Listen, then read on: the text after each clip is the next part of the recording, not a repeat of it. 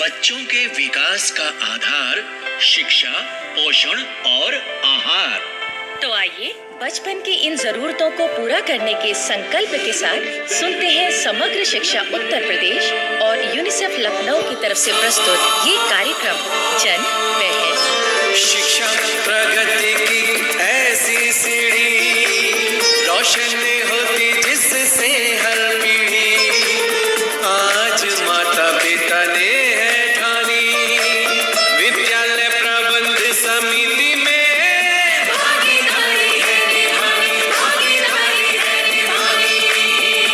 सभी सुनने वालों को विद्या का नमस्कार और काकी आपको प्रणाम। सुखी रहो विद्या बेटी, सुखी रहो।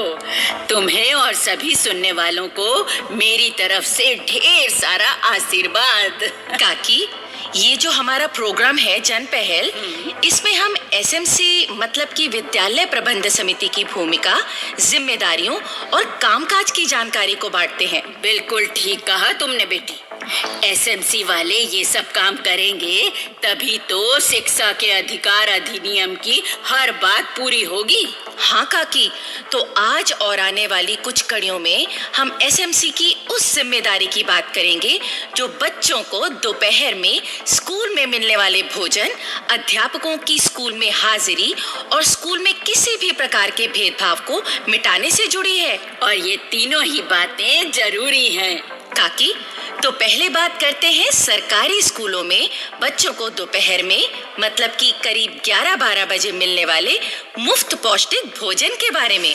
हाँ, मुझे पता है, इसे मिड डे मील भी कहते हैं। लो देख लो, खाने की बात कहीं पर भी चले, ये चंदू ना सूंघता हुआ वहाँ पहुँच ही जाता है। ऐसा मत बोलो काकी, अपने यहाँ भी रोज दाल रोटी पकती है। हाँ रे, मैंने भी सुना है तेरी नई भाभी तो दाल बहुत ही बढ़िया पकाती है। अरे कहाँ काकी, अब उस दिन भाभी ने दाल पकाई तो जब भैया खाने बैठे तो बोले, चंपा दाल कितनी पकाई है? तो भाभी बोली 1 पाव होगी। तो इस पर भैया बोले, अच्छा होता अगर तुम 1 किलो दाल पकाती। तो भाभी खुशी से बोली, हाय क्या मैंने इतनी बढ़िया दाल पकाई है? तो फिर भैया क्या बोले? भैया बोले, नहीं, जितना तुमने दाल में नमक डाला है ना, मैं उस हिसाब से कह रहा हूँ। तो काकी, हम बात कर रहे थे सरकारी स्कूलों में बच्चों को मिलने वाले मुफ्त भोजन यानी मिड डे मील की। हाँ विद्या बेटी, मैं जानती हूँ कि ये एक ऐसा इंतजाम है स्कूली बच्चों के लिए जिसके एक नहीं अनेक फायदे होते हैं। हाँ काकी, ये भोजन पौष्टिक और संतुलित होता है जिसे खाने से बच्चों का न सिर्फ शरीर ही विकसित और मजबूत बनता है बल्कि बुद्धि का भी विकास होता है और इस तरह बच्चों की सेहत का अधिकार पूरा होता है। और एक सेहतमंद बच्चा पढ़ाई और दूसरे सब कामों को आसानी से करने लगता है, मतलब कामयाब बच्चा कहलाता है। और काकी, एक बड़ी बात और, क्या? इस मिड डे मील की वजह से स्कूल में बच्चों की हाजिरी भी बढ़ जाती है। हाँ विद्या बेटी, ये बात तो सही पकड़ी तुमने। भाई बच्चों को अच्छा लगता है ताजे और कई प्रकार के भोजन का स्वाद, और माता पिता भी चाहते हैं कि उनके बच्चों को रोज पौष्टिक खाना मिलता रहे।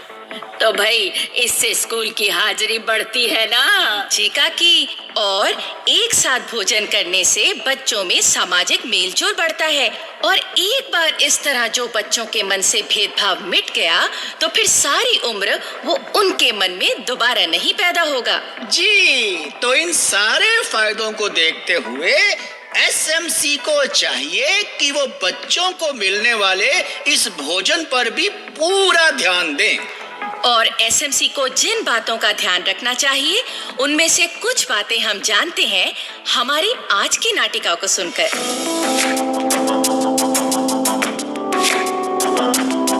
राम राम गोमती बहन। अरे नेमी चंद भाई, आओ बैठो। राम राम। लगता है मैं गलत समय पर आ गया हूँ आपके घर बहन। आप भोजन कर लो, मैं बाहर बैठ जाता हूँ कुछ देर। अरे ये क्या बात कर दी तुमने भाई। यहाँ बैठोगे तो क्या मेरी थाली में से रोटी छीन लोगे? बल्कि मैं तो कहती हूँ तुम भी खाओ रोटी, समय तो हो ही रखा है। नहीं। अरे बहू, एक थाली और लाना नेमीचंद भाई के लिए। नहीं नहीं गोमती बहन, मैं कुछ नहीं खाऊंगा। लो, तुम तो ऐसे कह रहे हो जैसे मुंह में अन्न ना धरने का व्रत ले रखा है। नहीं गोमती बहन, खाए बिना कोई कैसे रह सकता है भला। लेकिन हाँ, स्कूल की एसएमसी का अध्यक्ष होने के नाते ये मान रखा है मैंने कि जब तक स्कूल में बच्चों को मिलने वाले भोजन की हर प्रकार से उत्तम व्यवस्था नहीं हो जाती, तब तक मुझे भी भोजन में स्वाद नहीं आएगा। अरे क्या बात कही आपने नेमीचंद भाई, मैं आपकी इस सोच की कदर करती हूँ। और पंचायत प्रधान होने के नाते मैं आपको यकीन दिलाती हूँ कि बच्चों को दिए जाने वाले इस भोजन के इंतजाम को सुधारने के लिए पंचायत भी एसएमसी का साथ देगी। सच पूछो गोमती बहन, तो मैं इसीलिए आपके पास आया हूँ। हाँ तो कहिए ना आप अपनी बात। गोमती बहन, एसएमसी ये मानती है कि स्कूल में बच्चों को जो भोजन दिया जाता है तो उसमें शामिल खाने पीने की चीजों की क्वालिटी पर सबसे पहले ध्यान दिया जाना चाहिए। हाँ भाई, भोजन ताजा और पौष्टिकता से भरपूर होना चाहिए। जी बहन। नहीं तो बच्चों को क्या फायदा मिलने वाला है उससे। पर तुम चिंता ना करो भाई, जांच परख के इस काम में पंचायत तुम्हारा पूरा साथ देगी। पंचायत किस प्रकार साथ देगी बहन? हम बारी बारी से ड्यूटी लगा देंगे गांव के लोगों की इस काम के लिए। और सुनो, जिले का जो खाद्य विभाग है ना, तुम चाहोगे तो वहाँ से भी माहिर लोगों को बुलवाकर खाने पीने की सामग्री की जांच करनी सीख लेंगे उनसे। बहुत बहुत धन्यवाद गोमती बहन, बहुत बहुत धन्यवाद। और नेमीचंद भाई, एक बात और भी बता दूं। जी। अब देखो, हमारे स्कूल में तो ये भोजन पकता है, पर अगर किसी स्कूल में कोई संस्था पका पकाया भोजन सप्लाई करती है तो वहाँ की एसएमसी को उस भोजन के नमूनों की भी जांच करनी चाहिए। हाँ गोमती बहन, हमें उस भोजन में भी स्वच्छता, ताजगी, स्वाद और पौष्टिकता की तसल्ली करने के बाद ही सप्लाई को जारी रखना चाहिए। और भाई, जहाँ तक अपने स्कूल की बात है तो एसएमसी को ध्यान रखना चाहिए कि भोजन पकाने का स्थान और भोजन पकाने वाला इंसान दोनों साफ सुथरे हों। हाँ बहन, और वो स्थान सुरक्षित भी होना चाहिए, मतलब कि वहाँ मक्खी, मच्छर, छिपकली आदि नहीं होने चाहिए और धूल आंधी का असर भी वहाँ नहीं होना चाहिए। नेमीचंद भाई, मुझे एक बात और याद आई। वो क्या? खाली पके हुए भोजन की जांच ही नहीं होनी चाहिए। भोजन पकाने के लिए जो कच्चा सामान आता है ना, उसकी जांच पर भी एसएमसी को ध्यान देना चाहिए। हाँ गोमती बहन, हम इन सब बातों का ध्यान रखेंगे। बस, तो फिर पंचायत भी हर काम में एसएमसी के साथ है।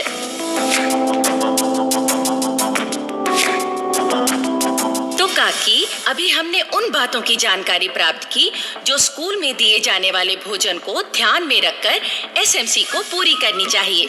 और अब नाटिका के बाद सुनते हैं ये लोकगीत जिसमें है दो दिलों की बातचीत। देखी हूर जो एक पलट के, देखी हूर जो एक पलट के, उसका रूप जिगर में मेरे खटके, उसका रूप जिगर में मेरे खटके। देखी हूर जो एक पलट के, देखी हूर जो एक पलट के, उसका रूप जिगर में मेरे खटके, उसका रूप जिगर में मेरे खटके।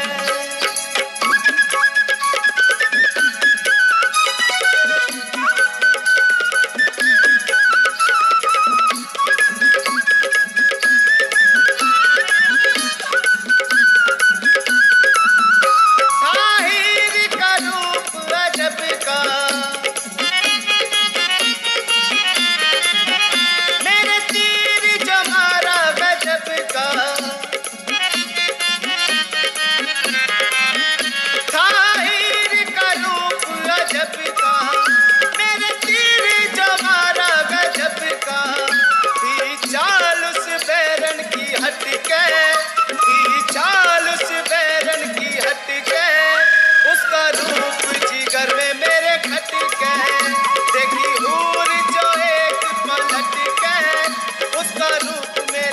और अब सुनते हैं ये प्रेरक संदेश।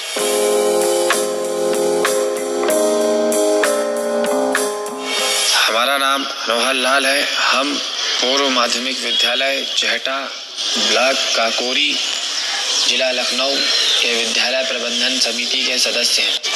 जब से हम विद्यालय प्रबंधन समिति के सदस्य बने हैं, तब से हम लगातार प्रयास कर रहे हैं कि हमारे गांव का कोई भी बच्चा अशिक्षित ना रहे, और जो भी बच्चे विद्यालय से दूर हैं हमारे गांव के, उनको हम खुद ले जाकर उनका एडमिशन कराते हैं।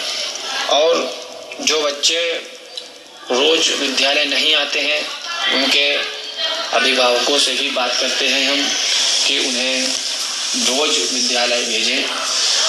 और अभी विद्यालय की बाहर की दीवार टूट गई थी। अभी हाल ही में मैंने प्रधान जी से बात करके विद्यालय की बाहर की दीवार बनवाई है, और हम लगातार प्रयास कर रहे हैं कि विद्यालय का में नामांकन बढ़े और ठहराव बढ़े।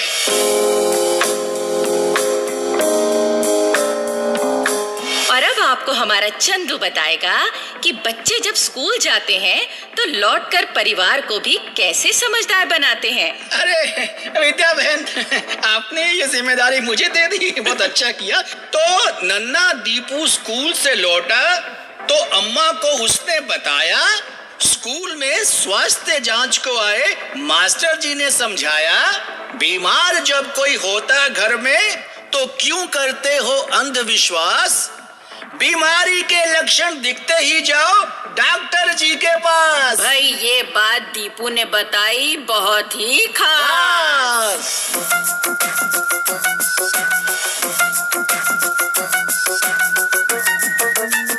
तो बस अब इतना ही कि स्कूल में तो आपके बच्चों को साफ सुथरा पौष्टिक खाना मिलता ही है, तो आप जतन कीजिए कि उन्हें घर में भी वैसा ही साफ सुथरा और सेहत को बढ़ाने वाला भोजन मिले। हाँ, हर माँ रखे ये ख्याल, भोजन में हो सेहत और दुलार। वाह काकी, क्या बात कही।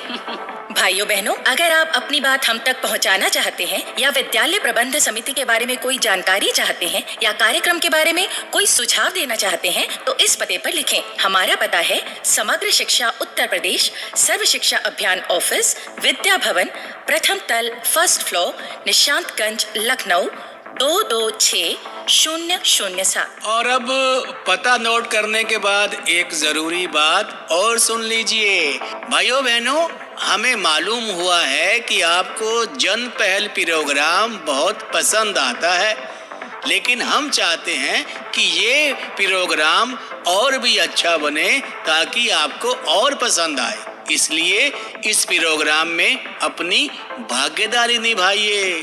स्कूल जाने वाले बच्चों के बारे में कोई सच्ची घटना हो या बच्चे को स्कूल भेजने से परिवार ने कोई नई बात सीखी हो या आपके स्कूल में कोई ऐसी घटना हुई हो जो सभी बच्चों के लिए प्रेरक हो, तो ऐसी घटना हमें लिखकर भेजिए, हम उसे अपने प्रोग्राम में शामिल करेंगे।